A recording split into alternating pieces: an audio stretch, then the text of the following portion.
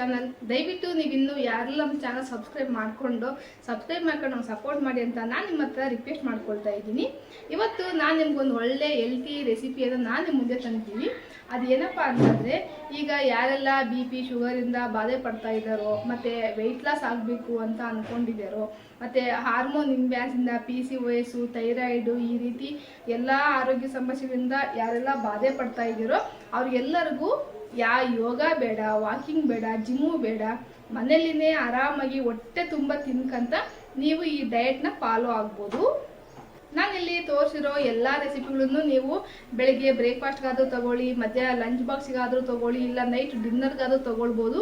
ನೀವು ಮನೆಯಲ್ಲೇ ಅಥವಾ ಲಿಮಿಟಲ್ಲಿ ಟಿಫನ್ನು ಅಥವಾ ಊಟ ತಿನ್ಕಂತ ನೀವಿದ್ರೆ ಈ ಎಲ್ಲ ಆರೋಗ್ಯ ಸಮಸ್ಯೆಗಳಿಂದ ನೀವು ಗಡ್ಡಿಗೆ ಹಾಕ್ಬೋದು ಅಂತ ನಾನು ನಿಮಗೆ ಹೇಳ್ತಾ ಇದ್ದೀನಿ. ಇದು ನಾನು ಮನೆಯಲ್ಲಿ ಓನಾಗಿ ಕಂಡ್ಕೊಂಡಿರೋಂತಹದ್ದು. ನಾನು ಯಾವ ವಾಕಿಂಗು ಹೋಗಲ್ಲ, ಯೋಗ ಕ್ಲಾಸ್ಗೂ ಹೋಗಲ್ಲ, ಎಲ್ಲೂ ಹೋಗಲ್ಲ. ನಮ್ಮ ಈ ಊರಲ್ಲಿ ಅಂಥವೆಲ್ಲೂ ಇಲ್ಲ. ಇಲ್ಲಿ ನಾನು ಯಾವ ರೀತಿ ಕಂಡ್ಕೊಂಡೆ ಅಂತ ಅಂದರೆ, ಫಸ್ಟು ಊಟದಿಂದ ನಮಗೆ ಈ ಫ್ಯಾಟು, ಕೊಲೆಸ್ಟ್ರಾಲು ಮತ್ತು ಹಾರ್ಮೋನ್ ಇಂಬ್ಯಾಲೆನ್ಸು, ಈ ರೀತಿ ಎಲ್ಲ ಆರೋಗ್ಯ ಸಮಸ್ಯೆಗಳು ಬರ್ತಾ ಇದ್ದಾವೆ ಅಂತ ತಿಳ್ಕೊಂಡು ನಾನೇ ಯೋಚನೆ ಮಾಡಿ ಒಂದು ಡಯಟ್ನ ಪ್ಲಾನ್ ಮಾಡಬೇಕು ಅಂತೇಳಿ ಮಾಡಿದ್ದೀನಿ. ನಾನು ಮೊದಲು 85 kg ಇದ್ದೆ, ಈಗ 60-63 kgವರೆಗೂ ನಾನು ವೆಯ್ಟ್ ಲಾಸ್ ಆಗಿದ್ದೀನಿ. ಅದನ್ನು ನಾನು ನಿಮ್ಮ ಹತ್ರ ಶೇರ್ ಮಾಡ್ಕೊಳ್ಬೇಕಂತ ಈ ವಿಡಿಯೋ ನಿಮ್ಮ ಮುಂದೆ ತಂದಿದ್ದೀನಿ. ಪೂರ್ತಿಯಾಗಿ ನೋಡಿ, ಎಲ್ಲ ರೆಸಿಪಿಗಳನ್ನು ಟ್ರೈ ಮಾಡಿ. ಮತ್ತು ಇದೇ ರೀತಿ ರೆಸಿಪಿಗಳು ಬೇಕು ಅಂತ ನೀವು ಕಮೆಂಟಲ್ಲಿ ಮೆನ್ಷನ್ ಮಾಡಿ ನನಗೆ. ನಾನು ಮತ್ತೆ ಒಳ್ಳೆ ಈಸಿ ಮತ್ತು ಟೇಸ್ಟಿಯಾಗಿರುವಂಥ ರೆಸಿಪಿಗಳು ನಾನು ನಿಮಗೆ ತಂದು ತೋರಿಸ್ತೀನಿ. ಬನ್ನಿ ಹಾಗಾದರೆ ಒಂದೊಂದೇ ರೆಸಿಪಿಗಳು ಯಾವ ರೀತಿ ಪ್ರಿಪೇರ್ ಮಾಡೋದು ಅಂತ ನೋಡೋಣ. ದಯವಿಟ್ಟು ಇಷ್ಟ ಆದರೆ ಒಂದು ಲೈಕ್ ಮಾಡಿ. ನಾನು ಎಷ್ಟೋ ಕಷ್ಟಪಟ್ಟು ನಾನು ಸ್ವತಃ ಟ್ರಯಲ್ ಮಾಡಿರೋ ರೆಸಿಪಿಗಳು. ಒಂದು ಲೈಕ್ ಮಾಡಿ. ನೀವೊಂದು ಲೈಕ್ ಮಾಡೋದ್ರಿಂದ ನನಗೆ ಮೋಟಿವೇಶನ್ ಆಗುತ್ತೆ, ಮತ್ತು ಸಬ್ಸ್ಕ್ರೈಬ್ ಮಾಡ್ಕೊಂಡು ನಂಗೆ ಸಪೋರ್ಟ್ ಮಾಡಿ ತುಂಬಾ ಹೆಲ್ಪ್ ಮಾಡ್ದಂಗೆ ಆಗುತ್ತೆ. ಅಥವಾ ನೀವು ನಂಗೆ ಸಿಂಪತಿ ಮೇಲೆ ಮಾಡಬೇಡಿ, ಇಷ್ಟ ಇದ್ದರೆ ಮಾತ್ರ ನಾನು ಲೈಕ್ ಸಬ್ಸ್ಕ್ರೈಬ್ ಮಾಡ್ಕೊಂಡು ನಂಗೆ ಸಪೋರ್ಟ್ ಮಾಡಿ ಅಂತ ನಾನು ನಿಮ್ಮ ಹತ್ರ ರಿಕ್ವೆಸ್ಟ್ ಮಾಡ್ಕೊಳ್ತಾ ಇದ್ದೀನಿ. ಬನ್ನಿ ಹಾಗಾದರೆ ಯಾವ್ಯಾವ ರೆಸಿಪಿಗಳು ಮಾಡಿದೆ ಅಂತ ನೋಡ್ಕೊಂಬರೋಣ. ನಾನಿಲ್ಲಿ ಮೊದಲನೇದಾಗಿ ಮಸಾಲ ಓಟ್ಸನ್ನು ಯಾವ ರೀತಿ ಪ್ರಿಪೇರ್ ಮಾಡೋದು ಅಂತ ತೋರಿಸ್ತೀನಿ. ಅಂದರೆ ಶಾಪಲ್ಲಿ ಸಿಗುತ್ತಲ್ಲ ರೆಡಿಮೇಡ್ ಪ್ಯಾಕೆಟು ಮಸಾಲ ಓಟ್ಸು, ಅದೆಲ್ಲ ಪ್ಲೈನ್ ಓಟ್ಸ್ ತಗೊಂಬಂದ್ಬಿಟ್ಟು ಅದಕ್ಕೆ ಮಸಾಲೆ ಹಾಕಿ ಯಾವ ರೀತಿ ಪ್ರಿಪೇರ್ ಮಾಡೋದು ಅಂತ ತೋರಿಸ್ತಿದ್ದೀನಿ. ನಾನಿಲ್ಲಿ ಮಸಾಲ ಓಟ್ಸ್ ಮಾಡೋದಕ್ಕಂತೇಳಿ 1 ಈರುಳ್ಳಿ, 1 ಟೊಮೆಟೊ, 1 ಕ್ಯಾರೆಟು, ಅಂದರೆ ಇದು ಇಬ್ಬರಿಗಾಗುತ್ತೆ ನಾನು ತೋರಿಸ್ತಾ ಇರೋ ಅಳತೆ. ನಿಮಗೆ ಎಷ್ಟು ಜನಕ್ಕೆ ಬೇಕು ಅನ್ನೋದನ್ನು ನೀವು ಡಿಪೆಂಡ್ ಮಾಡ್ಕೊಂಡು ನೀವು ತಗೊಳ್ಬೇಕಾಗತ್ತೆ. ಈಗ ಈರುಳ್ಳಿನ ಫಸ್ಟು ಸಣ್ಣದಾಗಿ ಕಟ್ ಮಾಡಿ ಇಟ್ಕೊಳ್ಳೋಣ. ಇದಕ್ಕೆ ತಕ್ಕಷ್ಟು ಟೊಮೊಟೊನೂ ಕೂಡ ಅಷ್ಟೇ ಸಣ್ಣದಾಗಿ ಕಟ್ ಮಾಡಿ ಇಟ್ಕೊಳ್ಬೇಕು. ಬೆಳಗ್ಗೆ ಬ್ರೇಕ್ಫಾಸ್ಟ್ಗೆ ಓಟ್ಸು ತಗೊಳ್ಳೋದ್ರಿಂದ ಇದರಲ್ಲಿರೋ ಹೆಚ್ಚಿನದಾಗಿ ಫೈಬರ್ ಅಂಶ ನಮ್ಮ ಜೀರ್ಣಕ್ರಿಯೆಗೆ ಇದು ತುಂಬಾ ಹೆಲ್ಪ್ ಮಾಡುತ್ತೆ. ಮತ್ತು ನಮ್ಮ ಸಣ್ಣ ಕರಳು, ದೊಡ್ಡ ಕರಳಿನಲ್ಲಿ ಇರೋ ಒಳ್ಳೆ ಬ್ಯಾಕ್ಟೀರಿಯಾನ ಇದು ಇಂಪ್ರೂವ್ ಮಾಡುತ್ತೆ. ಇದರಲ್ಲಿ ಅಧಿಕ ಫೈಬರ್ ಇರೋದ್ರಿಂದ ಬೇಗ ಹಸಿವಾಗೋದಿಲ್ಲ, ಅಂದರೆ ನಿಧಾನವಾಗಿ ಜೀರ್ಣ ಆಗೋದ್ರಿಂದ ಬ್ಲಡ್ ಶುಗರ್ ಅನ್ನೋದು ಸ್ಲೋವಾಗಿ ಸೇರಿಕೊಳ್ಳುತ್ತೆ. ಹಂಗಾಗಿ ಶುಗರ್ ಪೇಷಂಟ್ನವರು ಇದನ್ನ ಡೈಲಿ ಅಥವಾ ವಾರಕ್ಕೆ ಒಂದು 3-4 ಸಾರಿ ತಗೊಂಡ್ರೆ ಶುಗರ್ ಲೆವೆಲ್ ಅನ್ನೋದು ನ್ಯೂಟ್ರಲ್ ಆಗಿರುತ್ತೆ, ಹೆಚ್ಚು ಕಡಿಮೆ ಆಗೋದಂಗೆ ಇದು ನೋಡಿಕೊಳ್ಳುತ್ತೆ.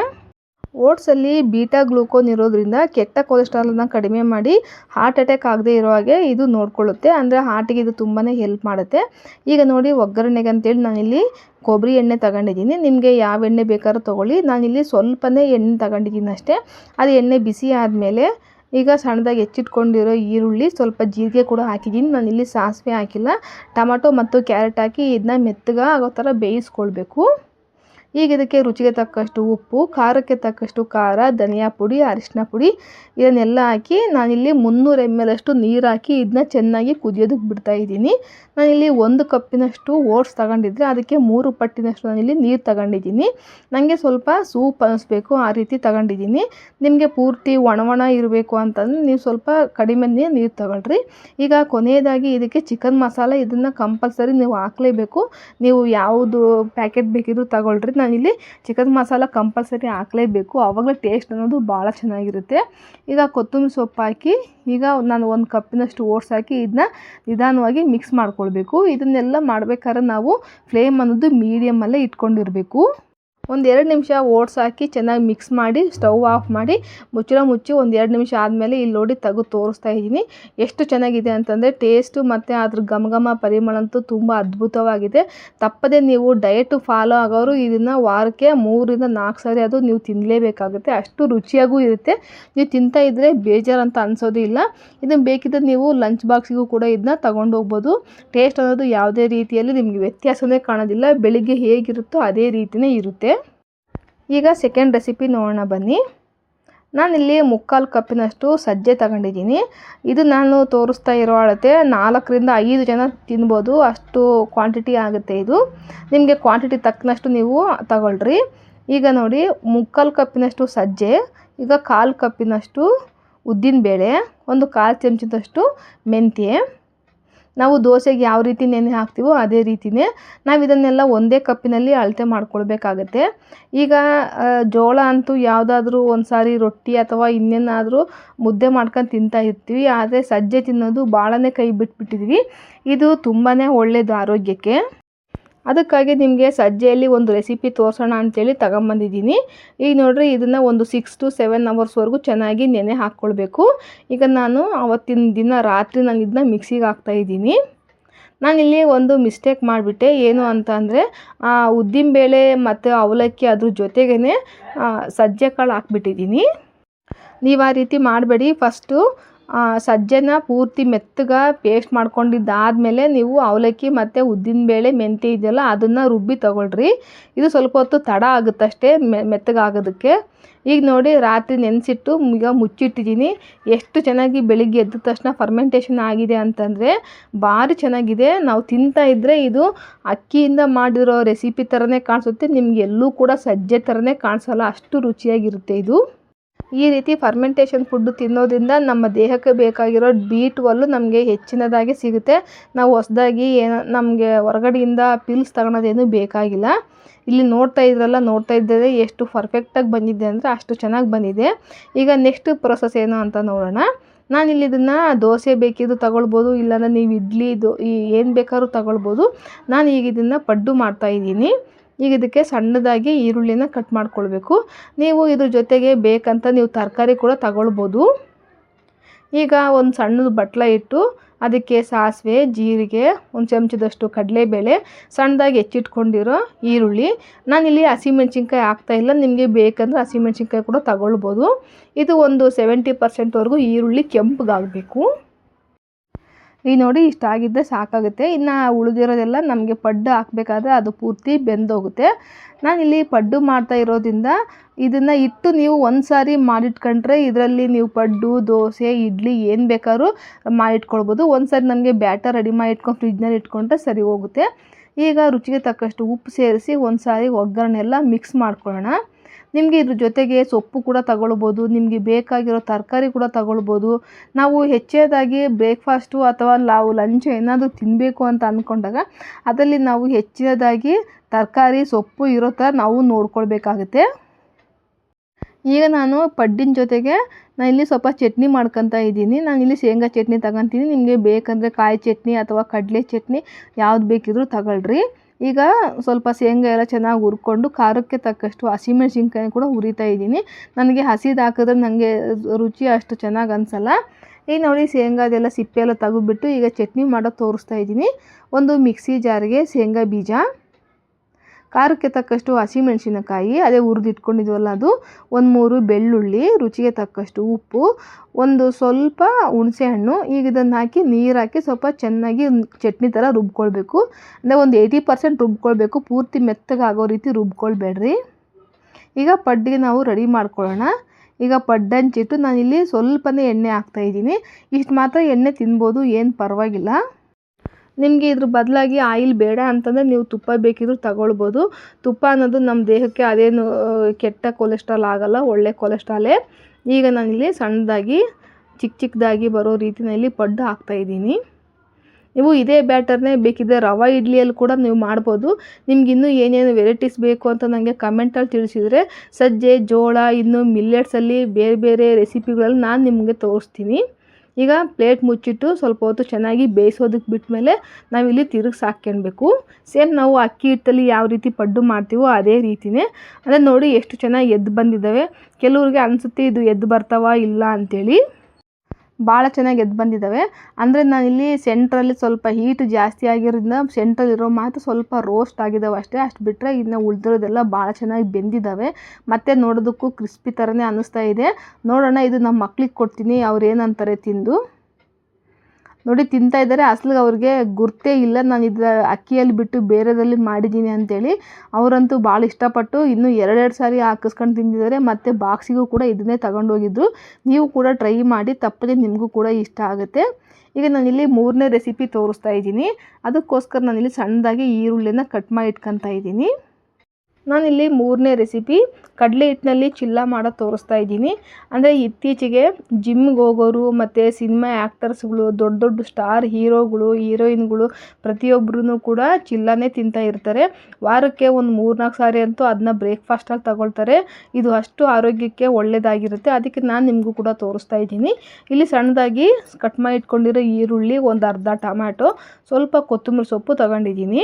ನಿಮಗೆ ಕ್ವಾಂಟಿಟಿ ಇದಕ್ಕೂ ಮುಂಚೆ ಹೇಳ್ದಂಗೆ ನಿಮ್ಗೆ ಎಷ್ಟು ಕ್ವಾಂಟಿಟಿ ಬೇಕೋ ಅಷ್ಟು ನೀವು ತಗೊಳ್ಬೇಕು. ಈಗ ಇದಕ್ಕೆಲ್ಲ ಒಂದು ಮಿಕ್ಸಿಂಗ್ ಬೌಲ್ಗೆ ಹಾಕಿ ನಾನಿಲ್ಲಿ 1 ಕಪ್ಪಿನಷ್ಟು ಕಡಲೆ ಹಿಟ್ಟು, ರುಚಿಗೆ ತಕ್ಕಷ್ಟು ಉಪ್ಪು ಸೇರಿಸಿ ನಾನಿಲ್ಲಿ ಸ್ವಲ್ಪ ನೀರು ಹಾಕಂತ ಮಿಕ್ಸ್ ಮಾಡ್ಕೊಳ್ಬೇಕು. ಒಂದು ಸ್ವಲ್ಪ ಕಲರ್ ಚೆನ್ನಾಗಿರಲಿ ಅಂಥೇಳಿ 1/4 ಚಮಚದಷ್ಟು ಅರಿಶಿನ ಪುಡಿ ಹಾಕಿ ಈಗ ನೀರು ಹಾಕಿ ಇದನ್ನ ಮಿಕ್ಸ್ ಮಾಡ್ಕೊಳ್ತಾ ಇದ್ದೀನಿ. ಬ್ಯಾಟರ್ ಯಾವ ರೀತಿ ಇರಬೇಕಂತಂದರೆ ದೋಸೆ ಹಿಟ್ಟಿರುತ್ತಲ್ಲ ಆ ಕನ್ಸಿಸ್ಟೆನ್ಸಿಗೆ ಇರಬೇಕು. ಅದಕ್ಕಿಂತ ಒಂದು ಸ್ವಲ್ಪ ನೀರಂಗಿದ್ರೂ ಕೂಡ ನಡೆಯುತ್ತೆ.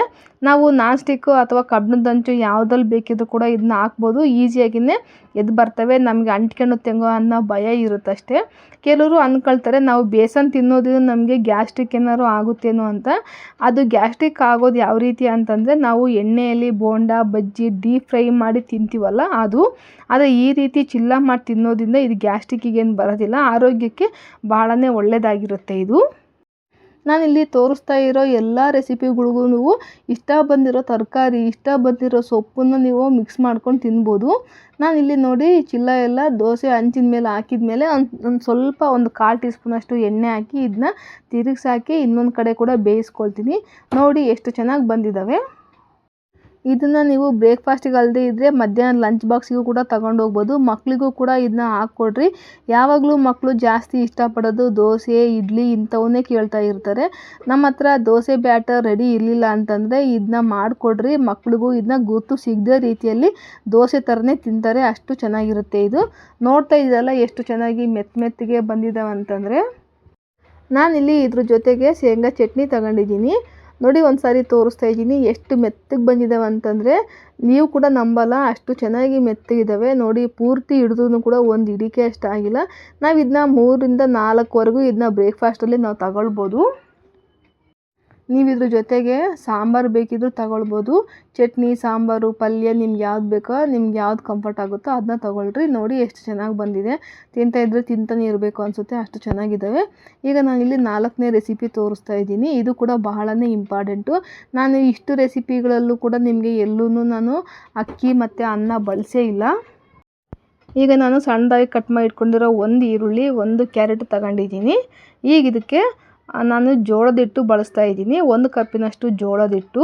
ಈಗ ಸಣ್ಣದಾಗಿ ಕಟ್ ಮಾಡಿ ಇಟ್ಕೊಂಡಿರೋ ಈರುಳ್ಳಿ, ಸಣ್ಣದಾಗಿ ಹೆಚ್ಚಿಟ್ಕೊಂಡಿರೋ ಕ್ಯಾರೆಟ್ ತುರಿ ಮತ್ತು ಸ್ವಲ್ಪ ಕೊತ್ತಂಬರಿ ಸೊಪ್ಪು. ಇದ್ರ ಜೊತೆಗೆ ನೀವು ಸಬ್ಬಾಕ್ಸಿ ಸೊಪ್ಪು ಇಲ್ಲ ಅಂತಂದರೆ ಪಾಲಕ್ ಸೊಪ್ಪು, ಮೆಂತ್ಯ ಸೊಪ್ಪು ಏನು ಬೇಕಿದ್ರೂ ತಗೊಳ್ರಿ.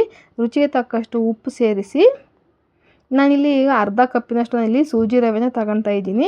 ಇದನ್ನ ಹಾಕಲೇಬೇಕು, ಯಾಕಂದರೆ ಇದು ನಾನು ಜೋಳದ ಹಿಟ್ಟಲ್ಲಿ ಮಾಡೋದ್ರಿಂದ ಸ್ವಲ್ಪ ಎದ್ದು ಬರೋದು ಕಷ್ಟ ಅಂತ ಅನಿಸುತ್ತೆ. ಅದಕ್ಕೋಸ್ಕರ ನಾನಿಲ್ಲಿ ಸೂಜಿ ರವೆನ ಕೂಡ ಮಿಕ್ಸ್ ಮಾಡ್ಕೊತಾ ಇದ್ದೀನಿ.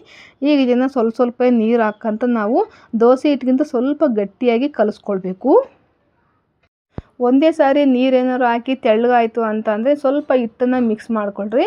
ಈಗ ಇದನ್ನೆಲ್ಲ ಮಿಕ್ಸ್ ಮಾಡಿಕೊಂಡು ಒಂದು 10 ನಿಮಿಷ ತನಕ ಇದನ್ನ ಪ್ಲೇಟ್ ಮುಚ್ಚಿ ಪಕ್ಕಕ್ಕೆ ಎತ್ತಿಡೋಣ. ಏನಕ್ಕಂತಂದರೆ ಇದರಲ್ಲಿ ಸೂಜಿ ರವೆ ಹಾಕಿರ್ತೀವಲ್ಲ ಅದು ಸ್ವಲ್ಪ ಹೊತ್ತು ನೆನಿಬೇಕು. ನೋಡಿ ಈ ರೀತಿ ಇರಬೇಕು, ಇಷ್ಟು ಗಟ್ಟಿಗಿದ್ದರೆ ಸರಿ ಹೋಗುತ್ತೆ.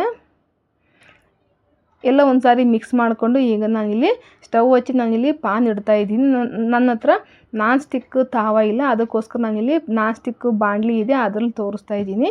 ಈಗ ಇದಕ್ಕೆ ಒಂದು ಚಮಚದಷ್ಟು ನಾವು ಮಿಕ್ಸ್ ಮಾಡ್ಕೊಂಡಿರೋ ಬ್ಯಾಟರ್ನೆಲ್ಲ ಹಾಕಿ ಒಂದು ಸಾರಿ ಎಲ್ಲ ಸ್ಪ್ರೆಡ್ ಮಾಡಿಕೊಂಡು ಈಗ ಪ್ಲೇಟ್ ಮುಚ್ಚೋಣ. ಈಗ ಪ್ಲೇಟ್ ಮುಚ್ಚಿದ್ರೆ ಅದರಲ್ಲಿ ಮೇಲಿರೋ ಹಿಟ್ಟೆಲ್ಲ ಪೂರ್ತಿ ಬೆಂದೋಗುತ್ತೆ. ಇದನ್ನ ನಾವು ಮೀಡಿಯಮ್ ಫ್ಲೇಮು ಅಥವಾ ಲೋ ಫ್ಲೇಮಲ್ಲೇ ಮಾಡೋದ್ರಿಂದ ನಿಧಾನವಾಗಿ ಎದ್ದು ಬರುತ್ತೆ. ನಾವಿಲ್ಲಿ ಜೋಳದ ಹಿಟ್ಟು ಬಳಸಿರೋದ್ರಿಂದ ಸ್ವಲ್ಪ ಟೈಮ್ ತಗೊಳುತ್ತೆ ಅಷ್ಟೇ, ಆದರೆ ಎದ್ದು ಬರ್ತವೆ. ರುಚಿ ಅಂತೂ ಭಾಳನೇ ಚೆನ್ನಾಗಿರುತ್ತೆ. ನಿಮಗೆ ನೋಡ್ರಿ ನಾನಿಲ್ಲಿ ಒಂದು ಸಾರಿ ಕಬ್ಬಿಣದ ಹಂಚಿನಲ್ಲೂ ಕೂಡ ಹಾಕಿ ತೋರಿಸ್ತೀನಿ. ನಾವು ಸ್ವಲ್ಪ ಬ್ಯಾಟರ್ ಹಾಕ್ಬಿಟ್ಟು ನಿಧಾನವಾಗಿ ಸ್ಪ್ರೆಡ್ ಮಾಡ್ಕೊಳ್ಬೇಕು. ಜಾಸ್ತಿ ತೆಳ್ಳಗೆ ಹಾಕೋದಕ್ಕೆ ಹೋಗಬಾರ್ದು. ಇದರಲ್ಲಿ ತರಕಾರಿ ಇರೋದ್ರಿಂದ ಜಾಸ್ತಿ ತೆಳ್ಳಗೆ ಸ್ಪ್ರೆಡ್ ಮಾಡೋದಕ್ಕೆ ಬರೋದಿಲ್ಲ. ಈಗ ಇದನ್ನ ಪ್ಲೇಟ್ ಮುಚ್ಚಿ ನಾನಿಲ್ಲಿ ಲೋ ಫ್ಲೇಮಲ್ಲಿ ಪಕ್ಕದ ಸ್ಟವಲ್ಲಿ ನಾನಿಲ್ಲಿ ಬೇಯಿಸ್ಕೊಳ್ತಾ ಇದ್ದೀನಿ. ನಾವು ಜೋಳದ ಹಿಟ್ಟು ಅಥವಾ ಇನ್ಯಾವುದಾದ್ರೂ ಸಜ್ಜೆ ಹಿಟ್ಟು ತಗೊಂಡಾಗ ಇದನ್ನ ಲೋ ಫ್ಲೇಮಲ್ಲೇ ಬೇಯಿಸ್ಕೊಂಡ್ರೆ ಚೆನ್ನಾಗಿ ಬೆಂದಿರುತ್ತೆ. ಮತ್ತು ನಾವು ತಿನ್ನಬೇಕಾದ್ರೂ ಕೂಡ ಚೆನ್ನಾಗಿ ಘಮ ಘಮ ಅಂತಲೇ ಅನಿಸುತ್ತೆ. ನಮಗೆ ಟೇಸ್ಟ್ ಯಾವುದೇ ರೀತಿಯಲ್ಲಿ ಇದು ಜೋಳದಿಂದ ಮಾಡಿರೋದಂತ ನಿಮಗೆ ಗೊತ್ತಾಗೋದಿಲ್ಲ. ನೋಡಿ, ನಿಮಗೆ ತೋರಿಸ್ತಾ ಇದ್ದೀನಿ ಎಷ್ಟು ಚೆನ್ನಾಗಿ ಬಂದಿದ್ದಾವೆ. ಇದ್ರ ಜೊತೆಗೆ ಚಟ್ನಿ, ಕಾಯಿ ಪಲ್ಯ ಯಾವುದ್ರ ಜೊತೆ ಬೇಕಾದರೂ ಇದನ್ನ ತಿನ್ಬೋದು. ನೋಡಿದ್ರಲ್ಲ, ಈ 4 ರೆಸಿಪಿಯಲ್ಲಿ ನಿಮಗೆ ಯಾವ ರೆಸಿಪಿ ಇಷ್ಟ ಆಗಿದೆ ಅಂಥೇಳಿ. ನೀವು ಯಾರೆಲ್ಲ ಡಯಟ್ ಮಾಡಬೇಕು ಅಂದ್ಕೊಂಡಿದ್ರೋ ಇದನ್ನೆಲ್ಲ ನಿಮಗೆ ಬ್ರೇಕ್ಫಾಸ್ಟು ಅಥವಾ ಲಂಚು ಯಾವುದ್ರಲ್ಲಿ ಬೇಕಿದ್ರೂ ನೀವು ತಗೊಳ್ಬೋದು. ಮತ್ತು ಇದನ್ನು ತಿನ್ನೋದ್ರಿಂದ ನಮ್ಮ ಆರೋಗ್ಯಕ್ಕೆ ಭಾಳನೇ ಒಳ್ಳೆಯದು. ನಾನು ಎಲ್ಲೂ ಕೂಡ ಅಕ್ಕಿ ಮತ್ತು ಇನ್ನೊಂದು ಮೈದಾ ಏನೂ ಬಳಸೇ ಇಲ್ಲ. ನಿಮಗೆ ಯಾವ ರೆಸಿಪಿ ಇಷ್ಟ ಆಯಿತು ಅಂತ ತಪ್ಪದೇ ಕಮೆಂಟ್ ತಿಳಿಸಿ. ದಯವಿಟ್ಟು ನಮ್ಮ ಚಾನಲ್ ಸಬ್ಸ್ಕ್ರೈಬ್ ಮಾಡ್ಕೊಂಡು ನಾವು ಸಪೋರ್ಟ್ ಮಾತ್ರ ಮರಿಬೇಡಿ.